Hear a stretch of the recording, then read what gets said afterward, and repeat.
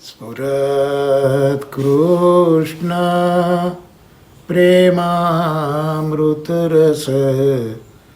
ભરેણાતિ ભરિતા વિહારાન કુર્વાણા વ્રજપતિ વિહારા દિશુ સદા પ્રિયા ગોપી ભરતુ સ્ફુરતુ સતતમ વલ્લભ ઇતિ પ્રથાવત્યસ્માકં હૃદિ સુભગમૂર્તિ સકરુણા શ્રીમદ વૃંદાવનેન્દુ પ્રગટિત રસિકાનંદ સંદોહરૂપ સ્ફુર્જૃદાસાદિ લીલામૃત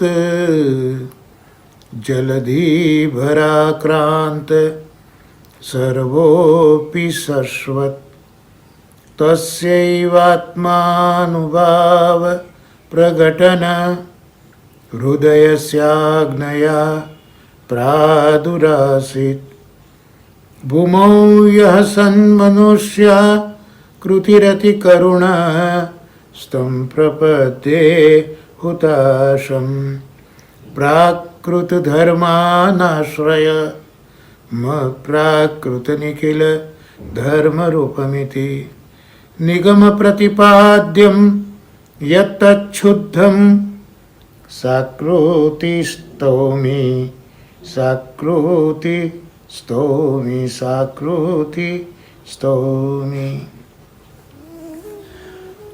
મધુવનમાં શ્રી મહાપ્રભુજી બિરાજ્યા છે અને વ્રજયાત્રામાં પોતાના 6 અંતરંગ જે સેવકો છે તેની સાથે વ્રજયાત્રામાં આપ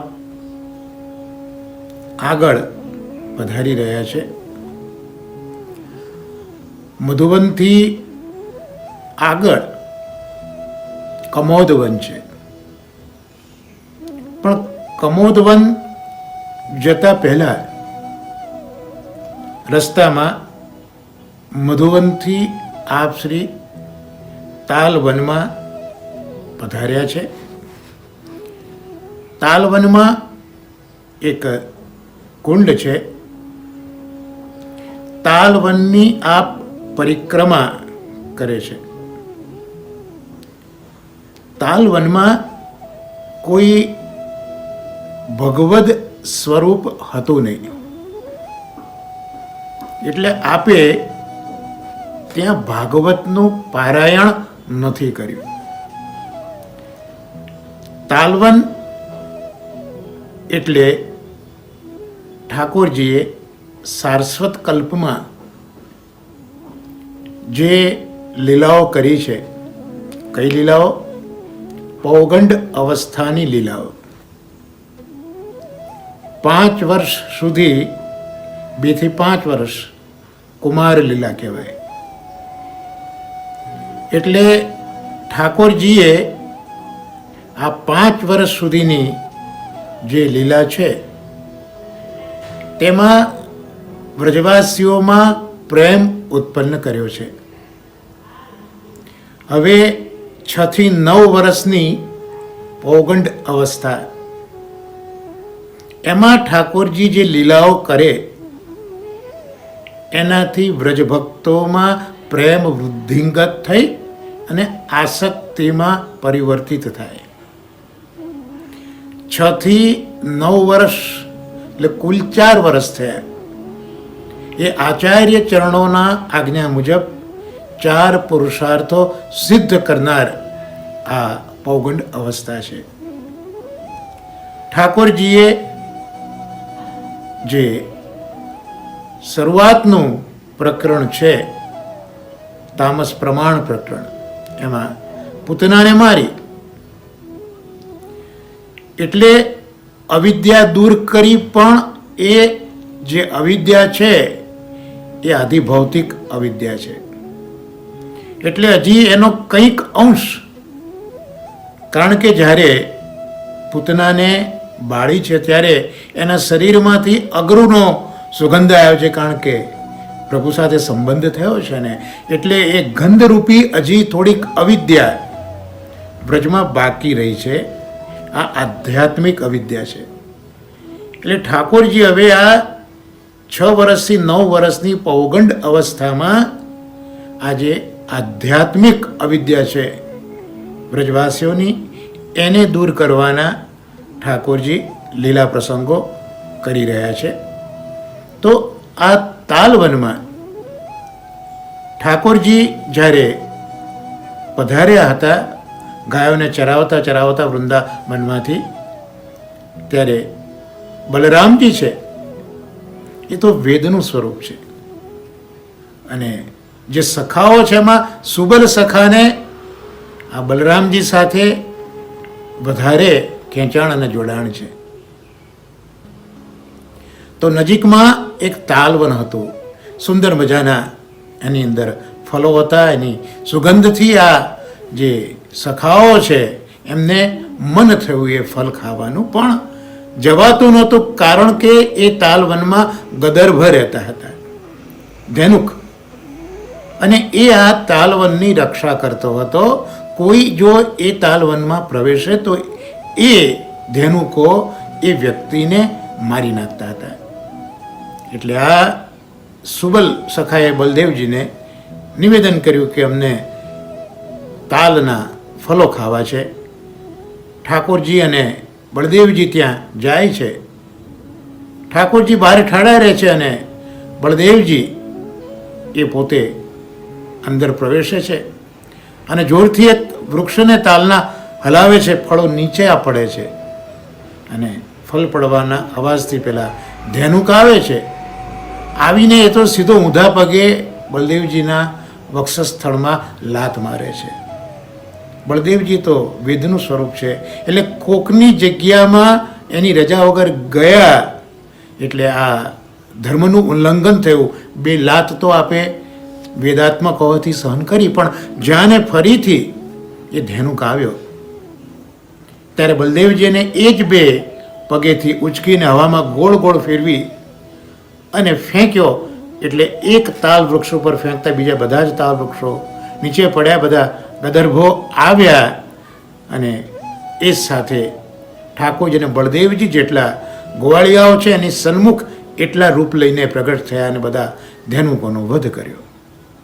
તો અહીંયા આ લીલા બળદેવજીએ કરી છે, પણ શ્રી મહાપ્રભુજી સમજાવે છે કે આ દ્વારા લીલા ઠાકોરજીની એટલા માટે કે ઠાકોરજીએ પોતાનું જે સામર્થ્ય છે એ બલદેવજીમાં અહીંયા પધરાવ્યું છે. એટલે આ લીલા પણ ઠાકોરજીની જ છે એમ શ્રી મહાપ્રભુજી સમજાવે છે.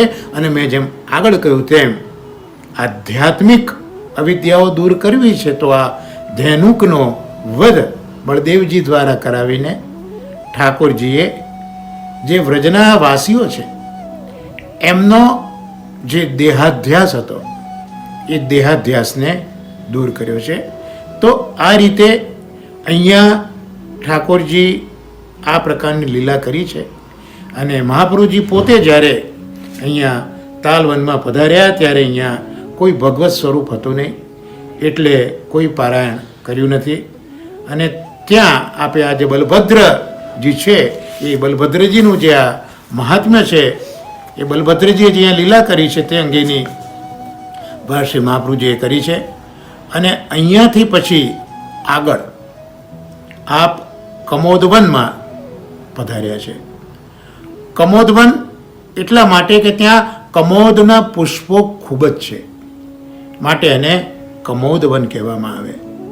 અને કમોદવનમાં આપ પધાર્યા, ત્યાં કુંડ છે, એ કુંડની ઉપર શ્યામ તમાલનું એક વૃક્ષ છે, અને શ્યામ તમાલ વૃક્ષની નીચે શ્રી મહાપ્રભુજી 3 દિવસ બિરાજ્યા છે અને ત્યાં પારાયણ કર્યું છે. કૃષ્ણદાસ મેઘનજીએ આચાર્ય ચરણોને વિનંતી કરીને પૂછ્યું છે કે આ જગ્યાને કમોદવન કેમ કહ્યું? ત્યારે આપે આજ્ઞા કરી કે આની કથા સામવેદમાં જોવા મળે છે અને સામવેદમાં જે વ્રજ છે એનું મહાત્મ્ય કહેવામાં આવ્યું છે અને ત્યાં એવો ઉલ્લેખ છે કે એકવાર શ્રી ઠાકોરજી અને શ્રી સ્વામિનીજી આ વનમાં પધાર્યા હતા. એ સમયે શરદની ચાંદનીનો પ્રકાશ ખૂબ રેલાયો હતો. ત્યારે સ્વામિનીજીએ કહ્યું કે અહીંયા કમોદ અને કમોદિનીનું જો વન સિદ્ધ થાય તો ખૂબ સારું કહેવાય. એટલે ઠાકોરજીએ આજ્ઞા કરી. કુમુદા અને કમોદિની બે સહચરી હતી, એને ઠાકોરજીએ આજ્ઞા કરી. એટલે એ બંને સખીઓએ, કુમુદા અને કમોદિનીએ આ કમોદ કુંડ સિદ્ધ કર્યા. ઠાકોરજીએ એ કુંડની રક્ષા કરવા માટે પણ આ બંને સખીઓને આજ્ઞા કરી. એટલે બંને સખીઓ આ જે કમોદ વનનો કુંડ છે ત્યાં રક્ષા કરે છે.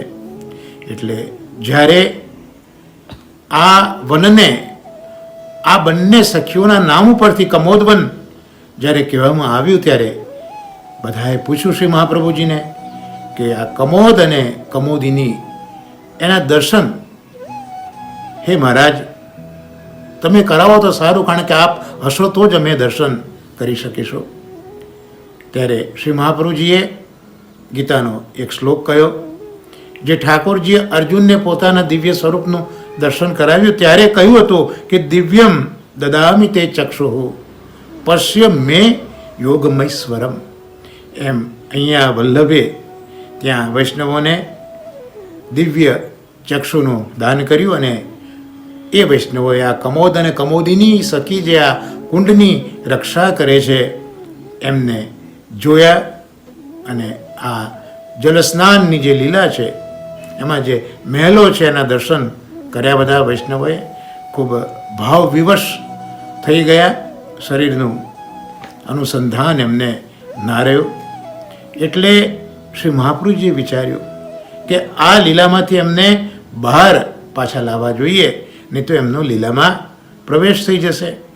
એટલે મહાપ્રભુજીએ આ જે લીલા પ્રગટ કરી હતી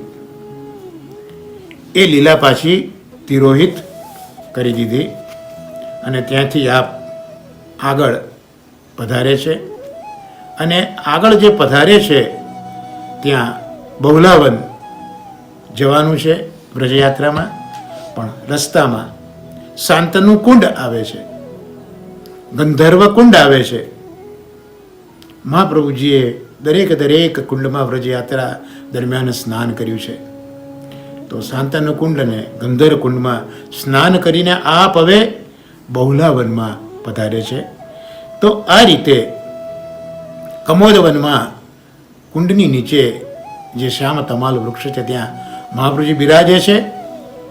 આપણે સદૈન્ય શ્રી મહાપ્રભુજીને દંડવત કરીએ અને આ બેઠકનું આ રીતે મંગલ ગાન કરીએ. અને હવે મહાપ્રભુજી મેં કહ્યું એ પ્રમાણે બહુલાવન તરફ પધારી રહ્યા છે. બહુલાવનની બેઠકનું જે ચરિત્ર છે એ ચરિત્રમાં મૂળભૂત તો બહુલા ગાય છે એનું સંબંધનું આ ચરિત્ર છે. તો આ બહુલા વન નામ કેમ પડ્યું, આ બહુલા ગાય કોણ હતી, તો આપણે જોઈએ કે શાસ્ત્રોમાં એક પુરાણમાં આ પ્રસંગ છે કે બહુ વર્ષો પહેલાં આ એક ગાય હતી, બહુલા એનું નામ. બધી ગાયો સાથે ચરવા જઈ સાંજે ગાયો સાથે પાછી આવતી હતી. ત્યાં પરીક્ષા માટે ધર્મરાજાએ સિંહનું સ્વરૂપ ધારણ કર્યું અને આ બહુલા ગાયને પકડવા માટેનો પ્રયત્ન કર્યો. એટલે બહુલા ગાયે આ સિંહને કહ્યું કે તમે મને જવા દો, કારણ કે મારું વાછરડું છે એ મારી ક્યારની રાહ જુએ છે. હું એને દૂધ પીવડાવવા જાઉં અને દૂધ પીવડાવીને હું ચોક્કસ પાછી આવીશ. એની વાત ઉપર સત્ય દેખાયું એટલે આ સિંહે કીધું, જા તું જઈ આવ. આ બહુલા ગાય જાય છે, પોતાના વાછરડાને દૂધ પીવડાવીને એ પાછી આવે છે. એની સત્ય વાર્તા જોઈને આ સિંહ સ્વરૂપે આવેલા ધર્મરાજ પ્રસન્ન થાય છે અને પોતે મૂળ ધર્મ સ્વરૂપમાં આવે છે અને આશીર્વાદ આપે છે કે આ તારી પૂજા એ આ વ્રજ કરશે. એટલે વ્રજવાસીઓ પછી એ ગાયની પૂજા કરતા હતા. કાલક્રમે એ ગાય મૃત્યુ પામી એટલે આ વ્રજવાસીઓએ ગાયની એક મૂર્તિ બનાવી અને એની પૂજા ચોક્કસ સમય કરતા હતા. એ અરસામાં એક મુસ્લિમ સૂબો ત્યાં આવ્યો અને મુસ્લિમ લોકો બુત પરસ્તીમાં, મૂર્તિ પૂજામાં નથી માનતા. એટલે એણે આ બહુલા ગાયની મૂર્તિની પૂજા અટકાવી અને વ્રજવાસીઓને એમ કહ્યું કે આ ગાય એ જો ખરેખર તમારું ઘાસ અને જલ પીવે તો હું તમને મૂર્તિ પૂજા કરવાની છૂટ આપું, નહીં તો આવી પૂજાનો કોઈ અર્થ નથી. એટલે વ્રજવાસીઓ આવી રીતના મૂંઝાયેલા હતા. અને આ બાજુ શ્રી મહાપ્રભુજીએ મથુરામાં વિશ્રાંત ઘાટ ઉપર જે ચરિત્ર પ્રગટ કરેલું યંત્રનું એ સમાચાર પણ આ વ્રજવાસીઓ સુધી તો આવી ગયા હતા. એટલે વ્રજવાસીઓ શ્રી મહાપ્રભુજીની પાસે જઈને વિનંતી કરે છે કે આ એક મુસ્લિમ સુબાએ અમારી આ બહુલા ગાય એની પૂજા બંધ કરી છે. શ્રી મહાપ્રભુજી પેલા કાજીને બોલાવે છે ને કહે છે કે ભાઈ આ પૂજા તમે કેમ બંધ કરાવી? તો કહે છે કે એ ખાય પીએ તો હું છૂટ આપું. શ્રી મહાપ્રભુજીએ કહ્યું કે ચોક્કસ એ ખાશે પીશે. એટલે મહાપ્રભુજીએ એ ગાયની પાસે ઘાસ અને જલ એ પૂંછડા આગળ ગાયના મુકાયું અને મહાપ્રભુજીના સામર્થ્યથી, ઐશ્વર્યથી, કારણ કે તો ઈશ્વર છે, કરતું કરતું મન્યતા કરતું સર્વ સમર્થ છે. અને એ ગાય એ પોતે ફરીને એ ઘાસ ખાવા લાગી, જલ પીવા લાગી. તો આ રીતે પેલા સુબાએ ચમત્કાર જોયો, મહાપ્રભુજીને નમી પડ્યો અને છૂટ આપી કે હવે આ બહુલા ગાયની મૂર્તિની પૂજા વ્રજવાસીઓ કરે. પણ મહાપ્રભુજીના આ તુલિત સામર્થ્યથી મહાપ્રભુજીના શરણે આવ્યો અને કહ્યું કે આપ મને શરણે લો. મહાપ્રભુજી કહે છે કે ના, અમારે ત્યાં તો ગાયનું કેટલું બધું મહત્વ છે અને તે ગાયની પૂજા અટકાવી છે, એટલે આ જન્મે તો અમે તારો અંગીકાર ન કરીએ, પણ કેટલાક સમય પછી તું વ્રજમાં જન્મીશ અને ત્યાં મારા પુત્ર શ્રી ગુસાઈજી એ તારો અંગીકાર કરશે. અને એ જે મુસ્લિમ હતો એ પછી કેટલાક વર્ષ પછી વ્રજની અંદર એક જે ઢીમર મલાહ કોમની કોમ્યુનિટી હોય એને ત્યાં એનો જન્મ થયો અને ગુસાઈજીનો સેવક થયો. અને 252 વૈષ્ણવમાં મેહા ઢીમર નામથી આ વૈષ્ણવ ખૂબ જ પ્રસિદ્ધ છે અને આપને સાક્ષાત લીલાના દર્શન કરતા થતા હતા ગુસાઈજીની કૃપાથી. અને ઘણા કીર્તનો આ મેહા ઢીમરજીએ ગાયા છે. તો આ બહુલાવનની મેં આપને વાત કરી. તો ત્યાં કૃષ્ણકુંડ છે અને એના ઉપર ઉત્તર દિશામાં એક વડનું વૃક્ષ છે, એની નીચે શ્રી મહાપ્રભુજી બિરાજ્યા. અને ત્યાં 3 દિવસ સુધી આપ બિરાજી અને પારાયણ કરે છે. અને આ બ્રાહ્મણોની જે વિનંતી હતી એમાં આપે જે હમણાં પ્રસંગ કયો એ પ્રમાણે ગાયની પૂજાની છૂટ એમને આપેલી છે. અને આ રીતે અહીંયા આ ચરિત્ર કર્યું. અને ત્યાર પછી શ્રી મહાપ્રભુજી છે એ મહાપ્રભુજી હવે આગળ પધારે છે. ત્યાં તોસ ગામ આવે છે અને તોસ ગામ થઈને એ જીખીન ગામમાં પણ આવે છે. અને જીખીનમાં બળદેવજીના દર્શન છે, કારણ કે અહીંયા શંખચૂડને માર્યો હતો એટલે આ ગામનું નામ છે એ આ જીખીન ગામ છે. અને બળદેવજીની જે તાડવનની લીલા છે એની યાદી બલદેવજીએ તો દ્વારકા લીલામાં પણ રાખી. એટલે પોતાની રથ ઉપરની જે ધ્વજા છે એમાં બલદેવજીએ તાડનું વૃક્ષ મૂકેલું છે. તો આ રીતે આ વ્રજની લીલાની સુધી દ્વારકા લીલામાં પણ બળદેવજીએ કરી છે. તો અહીંયા શંખચૂડને માર્યો હતો એટલે આ જીખીન ગામ છે. અને ત્યાંથી પછી બીજા દિવસે શ્રી મહાપ્રભુજી મુખરાઈ ગામ થઈને શ્રીકુંડ પધાર્યા છે. અને અહીંયા જે બહુલાવનથી તોષ અને જખીન ગામ થઈ આપ રાધાકૃષ્ણ કુંડ તરફ જાય છે, કારણ કે એ રાધાકૃષ્ણ કુંડ તરફ જવાય છે. અને ત્યાં રાર નામનું એક ગામ આવે છે. અને મહાનુભાવ કહે છે કે આ રાર ગામ છે ત્યાંથી શ્રી યમુનાજીની નિકુંજની શરૂઆત થાય છે. અને આ રીતે મહાપ્રભુજી રાધાકૃષ્ણ કુંડ ઉપર આવ્યા છે. રાધાકૃષ્ણ કુંડ કેમ થયો એનું પણ સાહિત્ય પ્રાપ્ત થાય છે. જ્યારે વ્રજમાં અરિષ્ટાસુર આવ્યો ત્યારે ઠાકોરજીએ એ અરિષ્ટને માર્યો. ગમે તેમ અસુર પણ મૂળ તો અરિષ્ટ બળદ હતો ને, ગાયનો વંશ તો ખરો ને. એટલે વ્રજવાસીઓ કહ્યું કે લાલા, તે તો ગાય વંશની હત્યા કરી છે, હવે તારે એનું નિવારણ કરવું જોઈએ, તારે સ્નાન કરવું જોઈએ. એટલે ઠાકોરજી અને સ્વામિનીજીએ કુંડ બનાવ્યા. સ્વામિનીજીએ પોતાના નખથી એક કુંડ સિદ્ધ કર્યો અને લાલાએ પોતાની મુરલીથી સિદ્ધ કર્યો એક કુંડ. સ્વામિનીજી સરળ છે એટલે આ સ્વામિનીજીએ બનાવેલો કુંડ સમચોરસ છે. અને લાલો વાંકો છે એટલે વેણુથી એને જે બનાવ્યો કુંડ કૃષ્ણ કુંડ એ વાંકો ચૂકો છે. કારણ કે ગિરિધર સબહી અંગકો બાંકો બાકી ચાલ ચલત ગોકુલ મેં છેલ છબીલો કાકો. પણ આ બહારથી અલગ અલગ દેખાતા બંને કુંડ મૂળ અંદરથી તો એક જ છે. એક પ્રાણ વપુદોય ઠાકોરજી અને સ્વામિનીજી એક જ છે, એક જ પ્રાણ છે, પણ શરીર બે અલગ છે. તો આ અહીંયા રાધાકૃષ્ણ કુંડ છે, એમાં સ્વામિનીજીનો મહેલ છે અને ત્યાં એક છોકરનું વૃક્ષ છે. ત્યાં મહાપ્રભુજીના બેઠકજી છે. 1 માસ સુધી મહાપ્રભુજી રાધાકૃષ્ણ કુંડ ઉપર બિરાજ્યા છે. એટલે મહાપ્રભુજીના એક બેઠક તો ભાગવત સપ્તાહ કર્યું ત્યાં પ્રગટ છે જ, પણ બીજા બેઠકજી જ્યાં સંધ્યાવંદન કરતા હતા તે બીજા બેઠક પણ રાધાકૃષ્ણ કુંડ ઉપર આપણને દર્શન આપે છે. અને એક વખત ત્યાં બિરાજ્યા હતા. છોકરના નીચે પ્રાતઃકાળનો સમય હતો.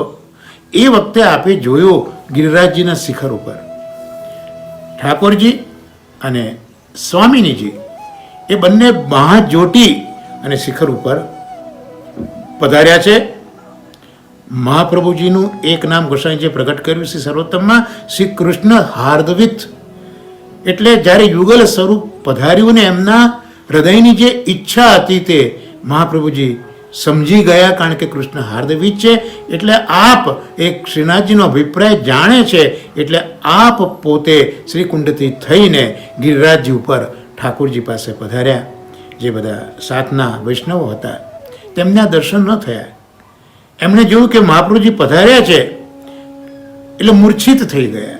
3 દિવસ સુધી આપ યુગલ સ્વરૂપ પાસે પધાર્યા છે અને પાછા આવ્યા અને દમલાજીને બધો વૃત્તાંત કહ્યો છે. અને જે વૈષ્ણવ મૂર્છિત થયા હતા એના ઉપર જલ છીરકી અને બધાને મૂર્છામાંથી બહાર કાઢ્યા છે. આ મહાપુરુજી આપ શ્રી રાધાકુંડ, શ્રી કૃષ્ણકુંડ અને એની 8 દિશાઓમાં જે 8 સખીઓના કુંડ છે તેમાં એક કુંડ તો સ્વામિનીજીનો મેં કહ્યું એમ, એક કુંડ શ્રી ઠાકોરજીનો હમણાં આપણે જોયું, અને કૃષ્ણકુંડ છે એ તો ઠાકોરજીએ વેણુ દ્વારા ખોદ્યો છે એ પણ આપણે જોયું. અને રાધાજીએ રાધાકુંડ સિદ્ધ કર્યો છે તે પોતાના નખથી કર્યો છે. એમાં અસાધારણ જલ એટલે થઈ ગયું. અને એ રાધાકુંડની ભીતરમાં સ્વામિનીજીનું નિકુંજનું રત્નજટિત મહેલ છે. અને ત્યાં ઠાકોરજી સદૈવ સ્વામિનીજી સાથે રમણ કરતા હોય છે. 8 દિશામાં 8 સખીઓના કુંડ છે. ચંદ્રભાગા કુંડ, ચંપકલતા કુંડ, ચંદ્રાવલી કુંડ, લલિતા કુંડ, વિશાખા કુંડ, બહુલા કુંડ, સંધ્યાવલી કુંડ, ચિત્રા કુંડ. એ દરેક કુંડમાં શ્રી મહાપ્રભુજીએ સ્નાન કર્યું છે. અને ત્યાંથી આપ આગળ વધે છે જ્યાં ઉદ્ધવજીની ગુલ્મ લતા છે.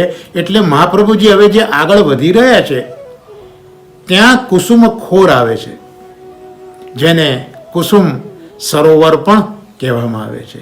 આ કુસુમ સરોવર પાસે જઈએ આપણે એટલે શ્રીમદ ભાગવતની રાસ પંચાધ્યાયની લીલાનું સહજ સ્મરણ થાય કે ઠાકોરજીએ વેણુનાદ કરીને ગોપીજનોને બોલાવ્યા છે. ગોપીજનો પોતાના કામ પડતા મૂકીને આવ્યા છે, તૈયાર થવા પણ રહ્યા નથી.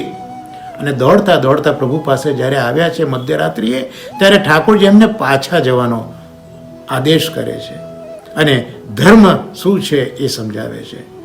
વ્રજ ભક્તો થોડી વાર તો મૂંઝાય છે, પણ એ બધા પાછા જતા નથી. અને ઠાકોરજીના એ સમજાવટની સામે પોતે જે પોતાના ધર્મીના ધર્મો છે એ બતાવે છે. અને ઠાકોરજી એમની સાથે લઘુરાસ કરે છે. એ પછી આ ગોપીજનોને સૌભાગ્યમદ થયો. ઠાકોરજી અંતર્ધાન થયા છે અને ગોપીજનો શોધવા નીકળ્યા છે. શોધતા બસ અહીંયા આ કુસુમ સરોવર પાસે આવ્યા છે. એટલે ઠાકોરજી અંતર્ધાન થયા તે વખતે એક રાધા સહચરી સખી હતા, એને સાથે લઈ અને ઠાકોરજી આગળ પધાર્યા છે. પણ એ સખી સાથે પણ અહીંયા જ્યારે આવ્યા પધાર્યા એ વખતે આ રાધા સહચરીજીને પણ પાછું પોતાના સૌભાગ્યનો મદ થયો અને પ્રભુને વિનંતી કરે છે કે હું તો થાકી ગઈ છું, આપ મને ઉચકી લો. ઠાકોરજી કે મયુર નૃત્ય કરો, અર્થાત મારા સ્કંદ ઉપર તમે ચડી જાઓ. અને આ જે મદ થયો છે રાધા સહચરીજીને અને ચડવા ગયા અને ત્યાં જ ઠાકોરજી અંતર્ધાન થયા અને એ વૃક્ષની ડાળીએ લટકી પડ્યા. તો અહીંયા ઠાકોરજીએ આ રાધા સહચરીજીની જે માળા છે ને એ ગૂંથી છે. એટલે અહીંયા રાધા સહચરીજીનું આ એક પ્રસંગ છે, અહીંયા આપણે યાદ કરવો જોઈએ. અને આ જગ્યા એવી છે જ્યાં કૃષ્ણના પ્રપુત્ર વજ્રનાભ સાથે ઉદ્ધવજી પધાર્યા અને 1 માસ સુધી અહીંયા બિરાજીને કૃષ્ણ કથા કરી છે. નારદજી પણ અહીંયા જ બિરાજ્યા છે. અને જે ઉદ્ધવજી છે જેમણે પ્રભુ પાસે માગ્યું છે કે આસામ અહો ચરણ રેણુ જુષામ હંસ્યામ વૃંદાવને કિમપી ગુલ્મ લતા ઔષધિ નામ. હે પ્રભુ, આપ મને વૃંદાવનમાં ગુલ્મ લતા કે ઔષધિ બનાવો, જેથી ગોપીજનોના ચરણની રજ મને લાગે. તો એ ઉદ્ધવજી એક ગુલ્મ લતા રૂપે અહીંયા જે કુસુમ ખોર છે, કુસુમ સરોવર છે, ત્યાં એ બિરાજે છે. તો શ્રી મહાપ્રભુજી છે એ ત્યાં જ્યારે પધાર્યા ત્યારે જે ઉદ્ધવજી છે એ ઉદ્ધવજી પોતાની જગ્યાએથી મૂળ સ્વરૂપે શ્રી મહાપ્રભુજી પાસે આવે છે અને વિનંતી કરે છે કે આપ મને જે ભ્રમર ગીત છે એ ભ્રમર ગીતના સુબોધિનીજી કહો. શ્રી મહાપ્રભુજી આજ્ઞા કરે છે કે 1 શ્લોક હું તમને કહીશ અને 1 શ્લોકના ચોથા પાદનું જ જે વર્ણન શ્રી મહાપ્રભુજીએ કર્યું. અને ઉદ્ધવજી કહે છે કે બસ હવે આનાથી વધારે અવધારણ મારાથી થશે નહીં. પણ મહાપ્રભુજીએ કીધું કે મેં તો એક આ નિયમ કર્યો છે કે 1 શ્લોક કહેવો. એટલે મહાપ્રભુજીએ એ શ્લોક પૂરો કર્યો. કુલ 12 પ્રહર સુધી આ કથા ચાલી છે. વૈષ્ણવો રસમગ્ન થઈ ગયા. તો આવું સુંદર ચરિત્ર પ્રગટ કર્યું છે. ત્યાંથી પછી આપ નારદ કુંડમાં સ્નાન કરે છે, ગ્વાલ પોખરામાં પણ સ્નાન કરે છે, કારણ કે રાધાકૃષ્ણ કુંડથી જ નારદ કુંડ અને ગ્વાલ પોખરામાં પણ ગોવાળિયાઓએ પોતાની વેણુથી આ ખોદ્યો છે. અને ત્યાં જે ગિરાજજી છે એ પોતે દરેક ગોળિયા માટે બેસવાના સિંહાસનો તૈયાર કરે છે. તો નારદકુંડ, જ્યાં નારદજી પોતે આ રાસલીલાના દર્શન કરવા માટે તપ કરી રહ્યા છે, અને આ ગ્વાલ પોખરા, એમાં પણ મહાપ્રભુજીએ સ્નાન કર્યું. અને ગ્વાલ પોખરાથી આગળ હવે શ્રી મહાપ્રભુજી જશે એ રાધા કૃષ્ણ કુંડ. તો આજે આપણે 3 બેઠકોનું મનથી સ્મરણ કર્યું. કમોદવનની બેઠક, બહુલાવનની બેઠક અને 9મી રાધા કૃષ્ણ કુંડની બેઠક. આ 3 બેઠકોએ આપણે મનથી સ્મરણ કરીએ. અને રાધા કૃષ્ણ કુંડ ઉપર તો આપણે જોઈશું શ્રી ગોસાઈજીના પણ બેઠકજી છે અને શ્રી ગોકુલનાથજીના પણ બેઠકજી છે. તો રાધા કૃષ્ણ કુંડ ઉપર તો આ મહાપ્રભુજીના 2 બેઠક, ગોસાઈજીના બેઠક અને શ્રી ગોકુલનાથજીના બેઠક, 4 બેઠકોનું મનથી સ્મરણ કરી અને દંડવત પ્રણામ કરીએ. શ્રી વલ્લભાધીશ કી જય.